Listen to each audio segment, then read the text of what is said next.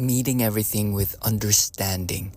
To meet everything with understanding is to have compassion, have an accepting mindset, and just to be simply mature about the circumstances around you. Everything happens for a reason, and it just moves the way that it does in a very intelligent, well-computed, accurate manner. It's just how the world and the universe is being formed continuously, perpetually through you. It is happening through you, as you. In the same way that you are doing your life, you think that you're in control at times. It is also being done onto you. So it is about holding understanding and not understanding, knowing and not knowing, holding it in peace, being centered amongst the chaos, amongst the unknowns, uncertainty, and know within yourself that everything is impermanent, everything is temporary. You might be feeling a certain way right now, that is temporary. You might be feeling good or elated, that is temporary too. But what can we tune into that is something hard, even though nothing ever really is solid? It is your infinite nature. It is the God in you. That is where you can lay your bets on. That is a guaranteed truth. That you are accountable, you are strong, you are infinite potentialities, that you are capable of creating new worlds. And the power of the mind, if utilized and practiced with discipline, if you keep on working on expanding your mind, if you keep on being curious and approaching the world with a growth mindset and a backpack of inquiry, that is a life of awe. You will continuously be bedazzled of the happenings around you. Because if we stop and become silent, the mind becomes a very small part of what we are. There is a subtle body, there is your energetic body. There's a personality that goes beyond your skin. You are a part of this universe that keeps on expanding. You are all of your ancestors manifesting and fighting for what's right and what's true. And what does that truth look like to you, my friend? What are the thoughts that when you think of them bring you life? What are the activities that when you engage in, time seems to slip by or pass by? Where is aliveness during your day? Everything happens in your brain, in your mind, and this is the only control that we have. This is the only power, true power, that is within your control. It's the power of the thoughts, of choosing the thoughts that you think.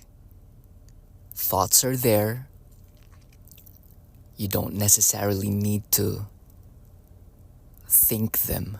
When we say we think them, we've already invested our energetic powers, putting it into manifestation, tinkering with it, building it, sculpting it. Once you think about a thing being a certain way, you're already collapsing it into its material form. Once you speak those words, you've already turned etheric, infinite, hazy wave state of particles into vibrational reality. My point is, it is more real if you speak it. That's why a lot of things has been said about writing out your goals and you already materialize it. So watch what you think, watch what you're focused on. Whatever you focus on expands. Whatever you think, you become. Whatever you feel, you are. So whenever you think you are, you can or you can't, you're right. Because it is up to your choosing on how this moment shall happen. And tuning into the present, learning from the past, looking forward to the future, acting in the present with the wisdom of your future self is a really, really great skill. Become your future self now. In 10 years, where do you see yourself? And if you visualize that, if you give life to that future self, your actions in this present moment will change. And when we say action, we talk about inspired action, action that comes from within, action that is an outpour of what you truly are, actions that are aligned with your higher purpose, with your highest good, with the utmost integrity. We don't act because we lack.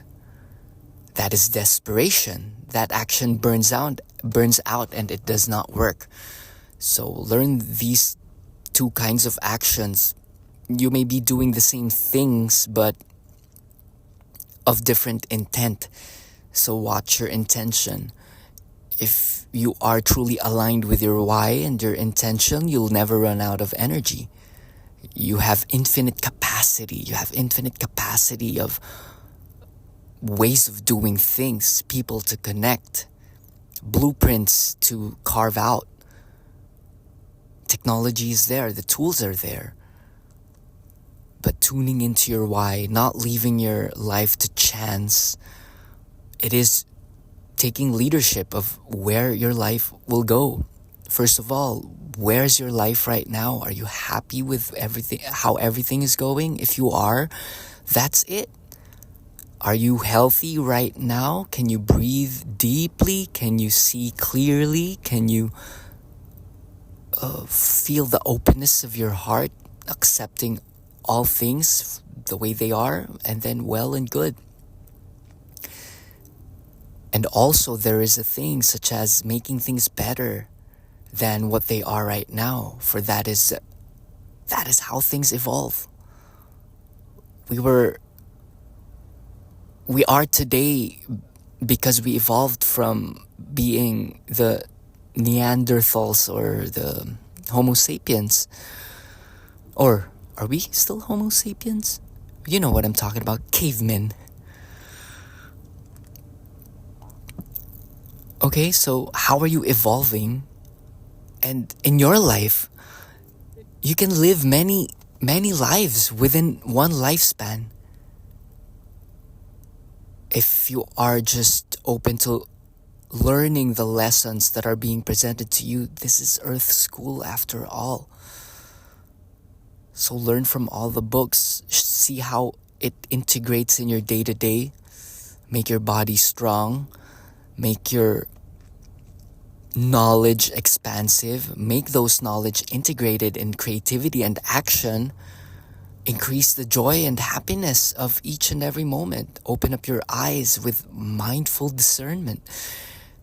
Discern what is beautiful right here, right now, and see your role on how you can become synergistic with a higher power, it can be the dynamic of your family, it can be a societal group, it can be an ideology that you're trying to get clear and clear with, to become at one with, so that you'll be an unstoppable force of this strong idea.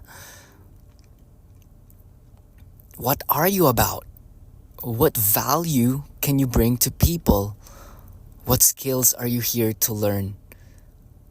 Sometimes it's just a skill of acceptance, a skill of opening up the heart, a skill of loving one's self.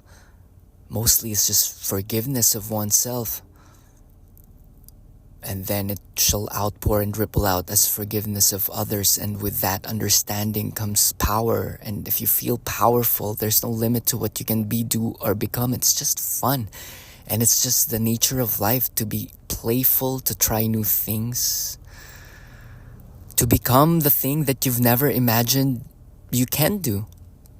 If you see something in others that you feel compelled or you feel you want also, that is not envy. You can turn your envy to, oh, that's possible for me too. Turn your envy to inspiration. You're attracted to that. It got your attention for a specific reason. And now that specific reason is up to you. Are you gonna feel you're gonna feel bad? Are you taking down the buildings so that your building will stand tall? Or are you gonna take accountability and build the tallest building? What I'm trying to say is, are you gonna use that as a tool to get information from, to become a version of yourself that is better than that? See? Instead of comparing and belittling yourself and wishing bad for the other. There are ways. Everything can be an inspiration. Everything around you that you see is a reflection of yourself. Every disciple in the Bible is a faculty of the mind. Study the work of Joseph Murphy. It's really fascinating. And to see everything around you as a part of yourself is a very, very liberating thing to know and practice. If you see an unpleasantness around here, that's an unpleasantness within you that needs to be looked at. Okay? It's radical accountability. Look at it. It's the fact that you are that because you thought of it. And you entertained that thought and you thinked it and you felt it and you judged it. Okay? I hope this brought you some inspiration. If you want to talk about parts of your life that you want to free yourself from, I talk to people. We create new worlds. We carve out plans and we hold ourselves accountable. Book a call at startearlytoday.com. And you can always find me at makepuretheyheart.com on Instagram and Substack. That's it for today. I hope you're having a nice Sunday. Namaste.